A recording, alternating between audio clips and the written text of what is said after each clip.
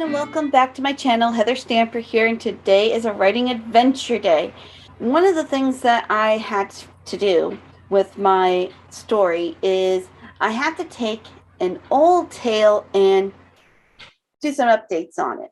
So the best way that I can think of to do that is to just do a retelling in my own words, for as if I was explaining it to someone who was in upper elementary school. Okay, so King Arthur of the Britons and his Knights of the Round Table are all having a great big party because it's Christmas time. And during the Christmas season, it's not uncommon for people to say, hey, I've got this crazy game for you to do.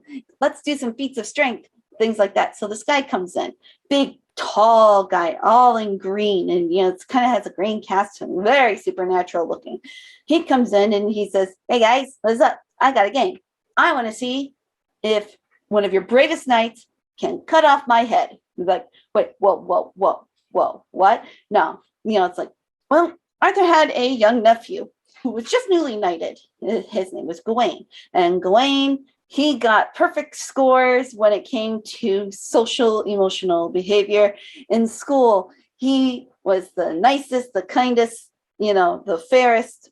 You name a good quality, Gawain had it, okay? So he's like, I gotta prove myself to my uncle here and to the rest of the knights that I can handle the big stuff. So I'll do it. And they're like, Blake, are you sure about that? Are you sure you want to do that? Like, nah. It's like, this guy's not going to let me cut off his head. I mean, seriously, come on. Who does this? So they get into a sword fight and takes the guy's head clean off, one stroke. Now, everyone's like, two things. One, dang, Gawain, you are strong, dude. And second of all, dang, Gawain, you just killed a guy. So, but not to worry, because the guy's fine. Dude picks up his head. His head's telling him, all right, you cut off my head. This time next Christmas, you come to my place and we repeat the game, only with your head. It is at the Green Chapel. He's the knight of the Green Chapel. That's where you can find me. Oh, he didn't know what he signed up for there. Gawain didn't. Guy sticks his head back on and trots on out. So he spends the next year, it's like preparing himself for this competition per se. It's like setting his affairs in order and things like that. And, because he plays fair. He's like, okay, if I must, I must. Oh gosh. Before Christmas time, he sets off on his noble steed. And he travels and travels and travels. And he can't seem to find this place called the Green Chapel. Okay, it's not like they gave him a map or GPS or anything. He ends up at this Castle Basiliac. And the guy who owns the place, the Lord and the lady, it's like, oh yeah, you're a stranger. Come on in. Come in out of the cold. We'll warm you up. We'll feed you. You can tell us all about what happened to you. You're a knight from the Round Table? Cool, we got a celebrity now. It's like, well, we'll put you up in a good place and, we'll take care of you. It's going to be cool. All right. This lady is like, so what brings you out here, my guy? And he tells them the story and they're like, whoa, you are really strong and you're really fair. The Lord says, I know where this chapel is, but it's going to take me about 3 days to, get things right. Because I want you to have a good last Christmas, New Year's time. Okay. It's like, let's just relax. You've traveled a long way. You need to get your strength up for what's about to happen to you. So, I'd be more than happy to take care of it. No problem. Now, I go hunting during the day and I go out. Here's what we're going to do. Whatever I catch will be yours. And whatever you get during the day, you give to me. Okay? Okay. It's going to be a lot of fun. This will be great. Gawain's like, all right, sounds easy enough. I don't know what he's expecting me to find, but okay, fine. Every day, Lord Basiliac goes out and he goes hunting and he brings back whatever catch he gets. It's like a boar, a deer, things like that. So it's like some high quality meat going on here. Gawain, he spends his time with the ladies in the castle, and the lady of the castle, the Lord's wife, is pretty keen on him. So every day she gives him a kiss. she would like more than a kiss, but Gawain's like, nah, I'm not going to get into that kind of trouble. No, sir. Mm-mm. So at the end of the day, they sit down to eat. The Lord says, I caught you a stag. Isn't that great? What'd you catch? A kiss.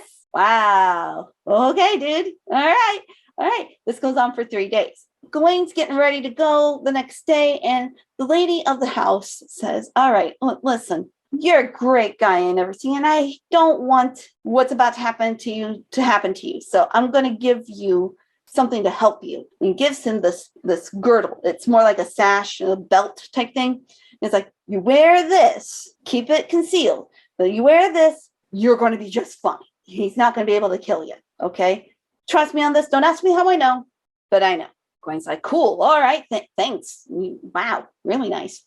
At the end of the 3rd day, Lord Basiliac says, okay, I will show you where the Green Chapel is tomorrow morning. All right. So he goes out to the Green Chapel, and wouldn't you know it, the big green guy is actually the same guy that's been entertaining him the last couple of days. But Gawain's like, all right, I'm here I cut off your head. Now it's your turn. Oh, okay. So he's like, all right, takes one whack at it. Nothing happens. It just glanced right off of him. And it's like, hold on. It's like, wait, what, are you flinching on me? What? You're supposed to be a brave knight. What's wrong with you? Come here. Time again. He gets another like little nick this time. And he's like, goes for the 3rd time. Still nothing. So he's like, all right. I've given you as many blows as kisses you got from my wife. How did you manage to not get your head cut off, my dude? And he's like, well, I haven't been totally honest with you. Your wife did give me one other thing. And he shows the girl, and he's like, oh, see, you thought you were all that in a bag of chips. You were concealing things from me, you naughty thing. But, I can't be too mad at you because, what you did save your life, and it was rather clever of you. So here, you keep the girdle to show Arthur, it's like it's a reminder of what happened and how you should always be truthful, young man. And treasures and other things. And that's basically the story of Sir Gawain and the Green Knight. Sounds ridiculous, but remember, these people didn't have internet. They didn't have TV. They didn't have movies to watch or anything like that. So they had to come up with their own entertainment. Okay. And what did we learn from this, boys and girls? Let's not get into a competition that you don't know the consequences for. 1, 2, if the person tells you, hey, I want you to physically harm me on purpose, the answer is no. The answer is always no. Okay? Just don't do it. I don't care what your friends are trying to tell you about how big and brave and bad you're supposed to be. Don't do it. Using what I just spieled out, I'm going to use some of those aspects in the story that I'm writing.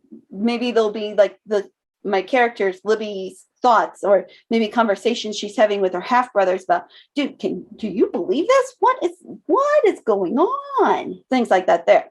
So I hope you enjoyed the video. If you like this type of video, please click like, subscribe, and dingling the notification bell, and I will see you in the next video.